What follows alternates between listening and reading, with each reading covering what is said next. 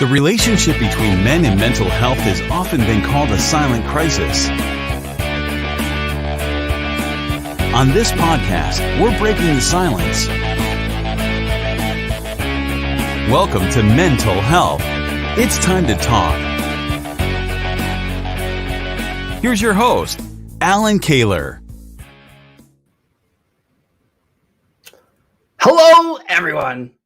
Thank you so much for taking the time to tune in on today's show. We have a social worker, a man who's on a healing journey, a man who's always taking the time to work on himself. Yes, that would be Travis Williamson. Travis, good to see you. Welcome. Thanks for having me, Alan. Hey, thanks for being here. You know, Travis, what's interesting is the first time actually that our paths crossed, your posts kept showing up in my Facebook feeds. I'm like, who is this man? And why is he talking so much about emotions? Travis, that's not what men do. Yeah, not typical, is it? No, but I was so intrigued. And I love the way that you walk through life and the fact that you're always willing to work on self. Now, I also know that as a kid, any kid will enter into this world innocent, hoping that they're going to be loved and nurtured, and trauma has a way of significantly impacting those basic needs. Yeah, I know growing up for me, I grew up with my grandmother from about, the age of 3 to 11. And, my grandmother believed that you had a roof over your head and food in your mouth, and that's what you were provided with. And I'm grateful for that. But I also had no emotional need met, no support in that way. And I had really early childhood trauma that started to come out later on. And who knows where that would have went if there was more emotional support there? I don't know, right? But I do know without it, it was really difficult. And it didn't take long, like 11, by the time I really started to act out. And, you're basically screaming and crying for attention, for help, because your needs haven't been met. You're looking for that love that you need and that support that you need. So, we just end up, I felt, shutting down and being in such a protective state and in such a state of survival that's all I can recall, is being just always in that state of fear or looking over my shoulder, or so emotions weren't something that even got brought up until I was much older, where I started talking about emotions and learning in school and just growing and getting through things. It's like, when you surround yourself with other people who provide you a safe space to start talking about emotions and you start experiencing how they feel, you're like, oh man, like this feels really, really good. Like I feel like safe and I feel better and healthy and that. And so that kind of opened the door for me to start just talking. And it was slow and scary, and vulnerability is a very, very scary place, but you have to start somewhere. And so, there's no looking back after that. Once you see what it can do for you, it's about moving forward or falling forward, however you want to see it. Yeah. Yeah, and we've talked about this often, Travis, that emotions are energy, and when we cannot manage them effectively, then we run into problems. Especially for men, anger is often a go-to emotion, and you have shared a few times that you basically just unleashed that anger onto the community. Yeah, and I still can unleash that anger. It might not be as like, as extreme or as like catastrophic, but I can still feel that anger there at times in certain situations. I just, try to do something different with it. You use your skills that you have, but it's still, we're going to experience anger. It's an emotion that we're going to have, but what are we going to do with it? What action are we going to take from it? Are we going to lash out and use verbal, hatred, or are we going to go for a walk? Or are we going to, do some exercise? Whatever it is, we have to find something different to do with it. And anger is a secondary emotion. right? There's always something underneath. And if you can find out what's underneath that, what's really bothering you, then you're on your way to healing something because you're discovering something new about yourself.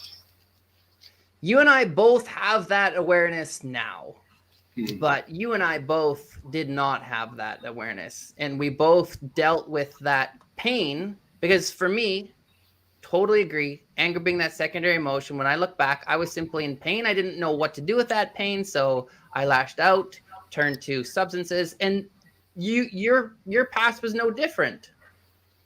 Yeah, like, oh, very, very much into substances. Anything to numb, right? Anything to not have to experience that pain that we're feeling inside. It's uncomfortable, almost unbearable when we feel that pain and we feel rejection or abandonment and all these huge emotions we're not used to feeling, and especially not knowing what to do with them. It almost feels like you're going to explode inside, and it's yeah, man. You know, a lot of shame comes from those experiences too, right? You get angry and then you feel shameful and guilty, and then that has to sit with you. Then that's another emotion that you don't want to deal with.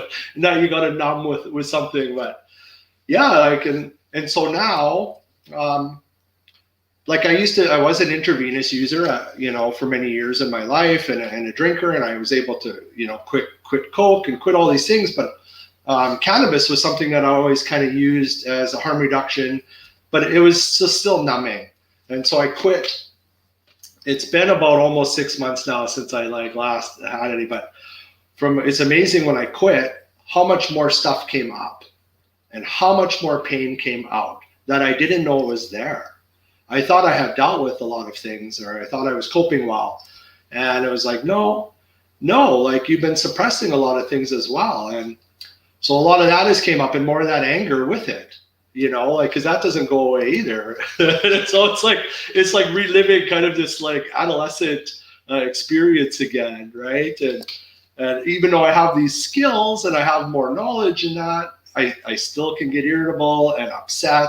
But I'm doing it from a clean place. Like this is, and so I'm able to sit with those big, huge feelings now, and that anger, and I'm not always successful with it, Alan, still, but man, it's about the long run, right? Like it's lifelong, and healing and changing and shifting. It's a lifelong journey, and if you think you got it right now, that's your ego, and you got to let go of that too. Yeah, you're so right. There's an element of humility. But Travis, I think wasn't it 37 years that you were smoking cannabis? 37 years? Yeah, 11 years old I started. And so I've had little breaks when I was in custody for a while, but you found other things in there to do, right? And yeah, it's amazing. And I even had to quit coffee 2 days ago because my anxiety was like high. So it's like, I can't do it. So I went to decaf, and you go through your withdrawals and headaches and stuff. But I'm finding the more stuff that I remove, like it's like being on something that getting off of is causing me emotional or physical pain I don't want to be on anymore. And I feel like it's blocking that journey into this real authentic place inside of myself. And I want to see who I am without anything behind it or anything's, using something. I want to be in the raw, and I want to regrow from childhood. I don't care if I got to go through these stages of being a baby and going up through adolescence. I want to experience that, sober and clean and from an unprotected heart. I think that's one of the biggest things that for me in recovery is, a great friend of mine talk about an unprotected heart where all your walls are down, where all your defenses are gone, and it's just you and yourself, and you have to feel what's going on in there. My greatest healing comes from that place. And so recovery from addiction has to come from that place too. I mean, for me, Travis, that's incredibly honorable, admirable, to be able to just let the walls down, to give yourself permission to feel. Because I mean, for me, it was always, do not make me feel, do not make me go within. And I think that for those of us who have endured various forms of trauma, like at the end of the day, it is completely natural to want to just leave that pain behind and exchange it for pleasure. But the fact is, you now give yourself permission to feel. You are also a father. We do the best we can with what we have. When we know better, you do better. And I know that you've shared in the past that, as a father, maybe you, if you could, you'd probably do things differently, as I would, as we all would. But then you also have a grandson. And I know that one of the key things that you pride yourself on, and I commend you for, is you teach him how to feel. Yeah, hugs, man. I'll give a million hugs. You want to cry? You cry it out, man. Like, right? There's no like, suck it up or what you crying about. Like, none of those statements even cross my mind. It's like, do you need some comfort? Do you need some because you learn that there's a need there missing somewhere. What is your need that's causing such distress or such emotions to come up? And that helps me too, to be able to, act in ways with my grandson that I necessarily didn't do with my own children. And it's healing. And they get to see me too. And they're like, oh, whatever image you might have had of me, right, in those ways changes. And that's healing for them too. And they're like, no, I always hugged you guys. Like, I always loved you guys. And we played and we did all these silly things together. The difference is as I taught you to be hard, because I thought that's what we were supposed to do, to protect ourselves. Don't let anybody in, right? A closed system. And so to kind of teach them that's, and I've tried to talk to them about this for years. What I taught you was wrong, completely wrong. You got to relearn that, you got to uncover all that. And it sucks that you have to put that work in now, but that wasn't a successful way to raise you, to be tough and to be hard and to be strong, physically, right? And to shut your emotions down because the world is going to treat you like crap, and all these messages that I had about society, right? And yeah, so it's awesome that I get to hang out and just teach and show, because it really is about our actions a different way.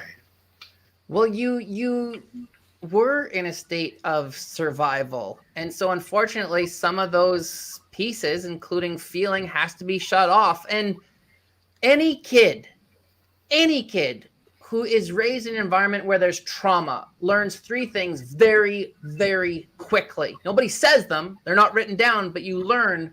You don't talk, you don't trust, you don't feel, right? That's right. And I went into, I had really early childhood trauma, and then I had a break with my grandma for a little while, but then I went into custody at 12 years old. I was already committing crimes, and I was already in Kilburn Hall and custody. And when your teachers are other peers who are in trouble, or guards or whoever they are, you don't learn healthy coping strategies for your emotions. You're constantly in survival. It's triggering to hear doors slamming and people yelling and all those things that go on in institutions. That and even it's funny because even after you're out of a survival, you're still feeling like you're in survival, and your body won't let go. Your body holds on to that, and you have to find ways to let go of all that survival feeling, right? And yeah.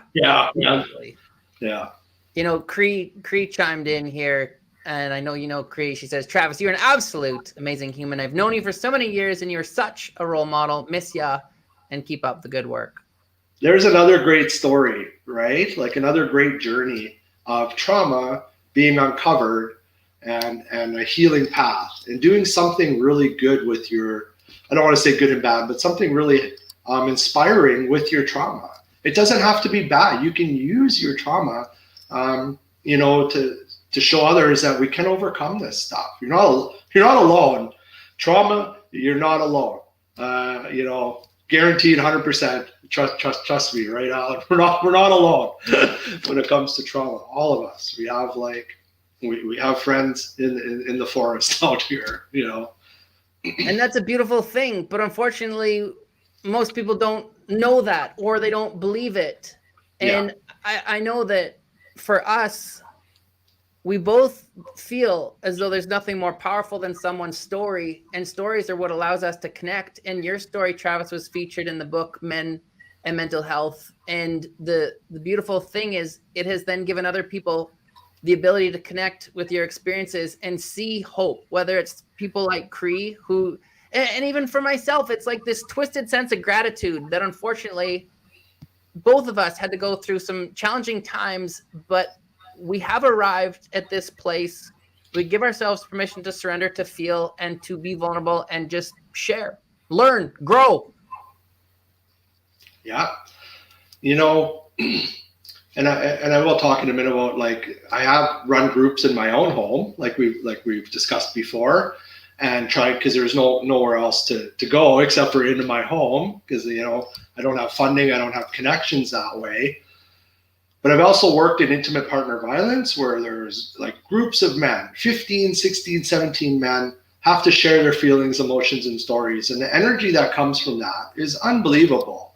I've been in like circles with Indigenous people or in sweats, and the greatest healing has come from those stories. And you're right, Alan. It's an honor to hear another person's story. Like, what a privilege we have to be able to hear those stories of someone else. And for them to sit and receive our story as well, there's just something about that energy that just creates, love. It creates safety. And I've talked about NA meetings as well, and groups of people coming together. It creates a different healing environment than trying to do it on your own.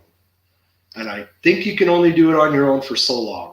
And you might be successful for a little while, but if you're not connected with others, it's very difficult, right? To navigate all this and to feel like you're alone. Because when you're alone, you start to feel like you're alone. When you're with other people, you start to feel like you're with other people. Yeah, right? Well, yeah. And I mean, in terms of healing from trauma, I think connection is everything. First of all, learning how to connect with self, but then also learning how to connect with others. And so what did you find, Travis, when you opened up your house and you let other men into your space and you created that safe environment for men to just open up? What did that look like? Oh, it looks like,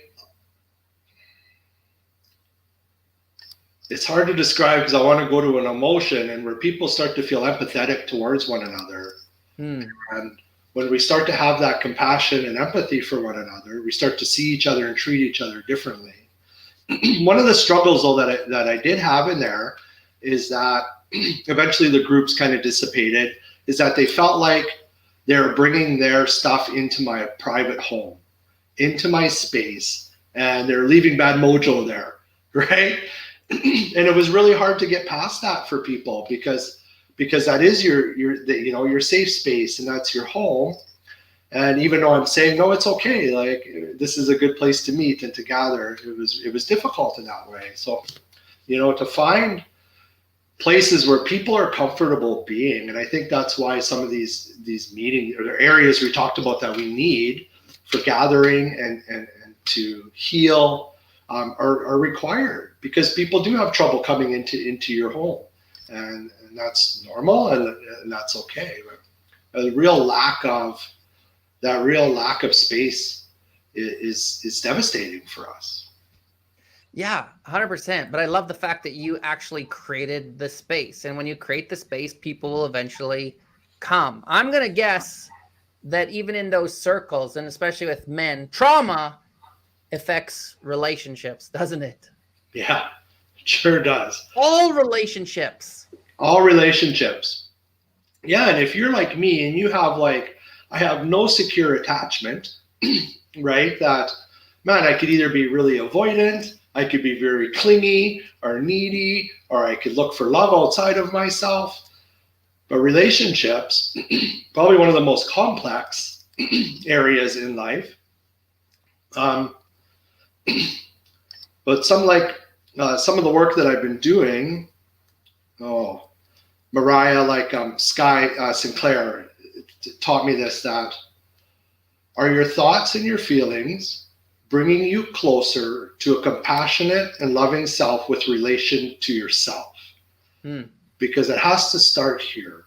This is like, I have another amazing friend. This is home, right? This is where we need to build relation first.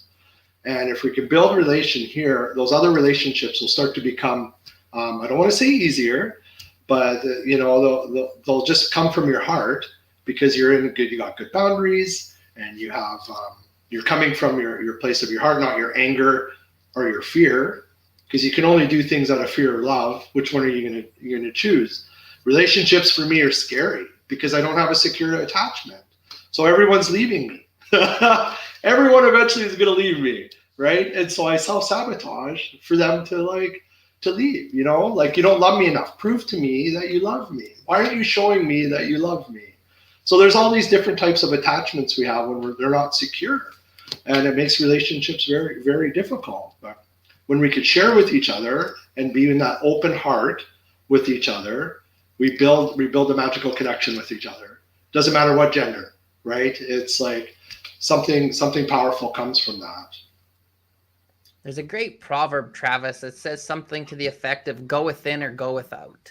Yeah. And to your point, it's up to us to essentially create our own happiness. We create our own reality. For a lot of people who are surrounded with trauma, we often look outside of ourselves for someone to save us, only to realize that, oh, wait, what? Someday we arrive at the point where we have to save ourselves and do the work. Yeah. Yeah. And we like to do that because then we have someone to blame. If I don't, and there's no one else to blame if it's like, you got to do this for you. There's nobody else, right? Because it's that scary, that emotional stuff that we haven't been able to learn to cope with yet. And that trauma starts to come up and it comes out, and it has to come from in here. And, that's accountability as well too, Alan, right? Like accountability has to come from us as well. And when we don't want to take accountability, we look outside of ourselves, and we can do that with addictions, with like sex, with relationships, whatever it is. Yeah. I like that quote, right? It's bang on. You've talked about the word love a few times. You've alluded to it. Love is probably the most powerful, beautiful emotion that exists. For a lot of men in particular, love is it's a hard thing to say. It's a hard thing to feel. It's, we didn't really see it modeled necessarily around us, men talking about love. How did you arrive or start that process of loving self? Like men, we don't talk like that. Mm-hmm. Well, I think for self-love is, again, through action, right? And doing things that are bringing me closer to that relationship with myself, and going to groups, and going back to school, whatever it might be for you, making amends to yourself, and forgiveness for yourself. Right. And because we're constantly going to be making mistakes. We're human. We're normal. It's like, what are we going to do with that? Are we going to go into a state of pity or self-loathing, self-depreciation, or are we going to take action? And I find that as long as I'm taking some kind of action, I'll start to love myself again. I'll heal from that. It might take some time depending on what I did, but I will come to a place of, you've come a long way. And I have to remember where I started and to where I am, because I forget that journey sometimes, right? That I've gone that far, and that, man, you deserve love, Travis. You deserve love, and you can give that to yourself. I'll share a little story, but we were talking about going back to community, and I went back. I grew up in a low-income Sturby place on the east side there, and I remember how much I felt so disconnected and alone there. And so I ended up writing about 12 letters, saying, if you find this letter, just make sure you remember to love yourself and that. And I stuck in envelopes, and I took them and I put them around all the areas I used to hang out with, or hang out at. And just to go give that child inside of myself some love that, he didn't feel back then. And I felt like $100 million, man. It's like, hopefully some kids will get that, but that was for me. So you have to be compassionate and do kind things for that little child inside of yourself. You got to hug it and visualize them and do things, anything, Alan, to come back to like feeling honor for yourself and respect for yourself and love for yourself, and especially compassion, right? And kindness. And it's just about putting the work in. Like I hate work because then I think that's work. People hear work and they run away. I got to come up with a new word instead of using work, right? That's a cool story, man. Thanks for sharing. You're a great soul. What would it have done for you, Travis, if you, when you were a kid, had come across a letter like that? How would you have been able to resonate with it all because you were in survival mode? What would it have done? Yeah, I don't know. Hopefully it would have just, because I wrote some other stuff in there, like I hear you.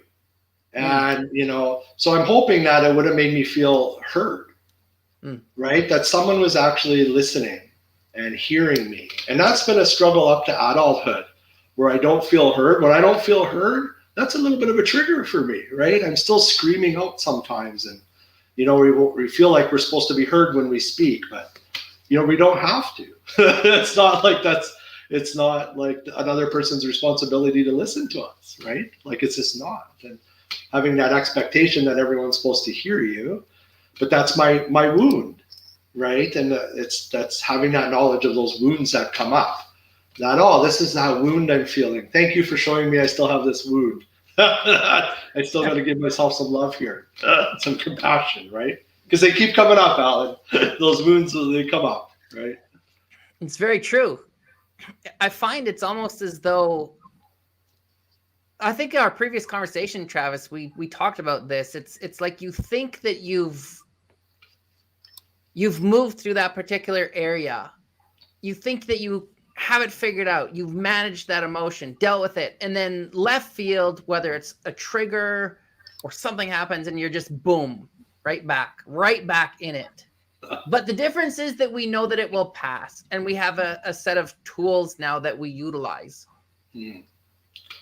Yeah, and it's different. Like I've noted, like I've been feeling really depressed, so I've been crying a lot, actually. And I'll drive in my car and I'll cry, even before work the other day. And I'm like, I'm just going to take a little bit extra time getting to work and let myself cry. Why do I have to stop this? Like I'm not unsafe. No one's being harmed. And you feel so much better after. And I just needed to release something. And trauma has to have a place to come out, right? And when we talk about that anger, I get to choose. Well, I don't always get to choose, but I'd rather it come out crying than anger, right? And because we weren't allowed to cry, especially in institutions. If you were shown to be crying, you were weak and you were vulnerable, and you never wanted to show that. And so it's had to come later in my life where crying is an acceptable part of my life, and it's a loving part of my life to show that much feeling. I love it. Yeah. Well, yeah, I guess nobody has gone to jail for crying. No. we should put that on a T-shirt. That sounds good. Yeah. Cry it out, right? Yeah.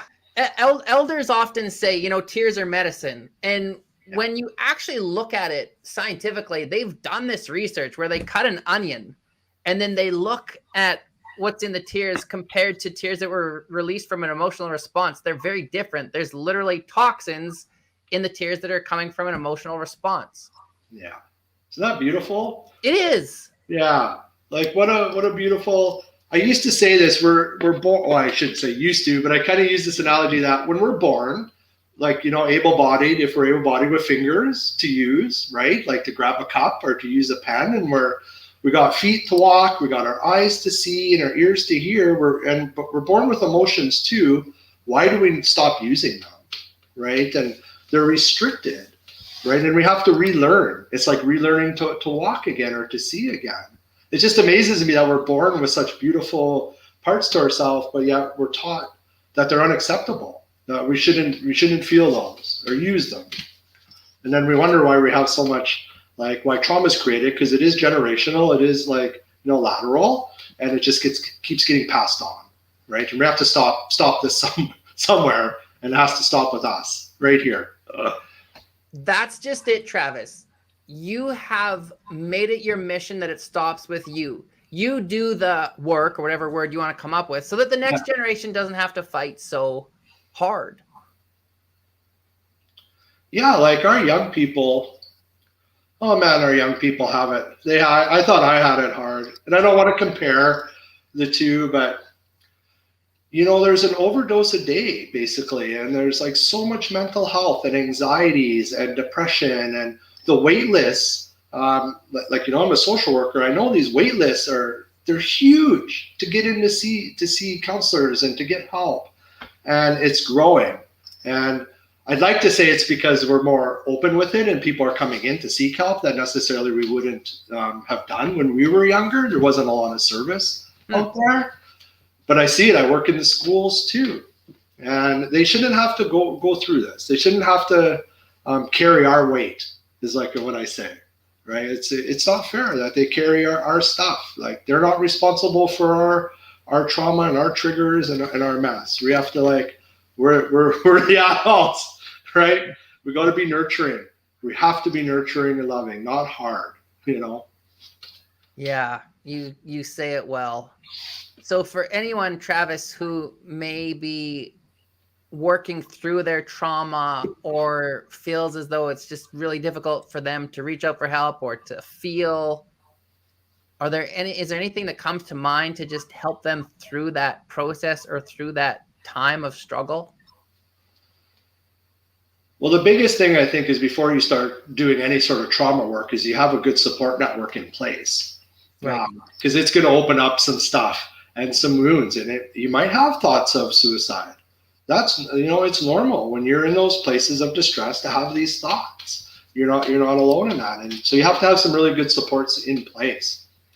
With COVID, a lot of these groups that were once there are kind of disappeared, right? And there is a lot of online stuff to get involved with, like meditation groups, and finding things that work for you, but finding connection with other people, I think is so important. And I keep bringing that up because I know through my own recovery that I've tried to do it alone, and it's never been successful unless I'm with others. Yes, you got to do your own work in your own space at your own time, but you have to have community. You have to have supports there. So mental health addiction services, right? Again, making those calls in 811, and there's rapid access where you can call and you can get a counselor within an hour sometimes now that will do a couple of sessions with you. And mobile crisis, anybody. I'm just saying anybody. Reach out to anybody, because there are options out there. There are choices you can make when you are in that great distress, in that place where you feel like, I can't do it anymore. I don't know how many times I've said that. I can't do this anymore. It's too much. It's too hard. I'm just going to end it.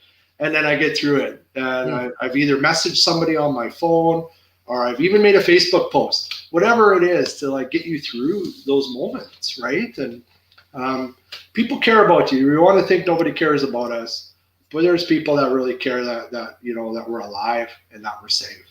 And that's just important for me, because I felt that way, where you think nobody there cares about you, but it's so not true. People are on the other end. You just have to reach out. You gotta reach out. Well said, my friend. Well, I really appreciate your time. I appreciate your insights, your wisdom. I love the fact that you continuously fight. And what you said, you're on the second day without caffeine? That's pretty remarkable. Yeah, the headaches are kind of going away. It's the worst feeling I've had in a while. It's like, well, hey, we'll grab a tea. Yeah, that's right. How about? Yeah. All right. I love you, man, and thanks for having me on. Love you too. Thanks so much, Travis, and thank you so much, everyone, for taking the time to tune in. Keep talking, and yes, be well.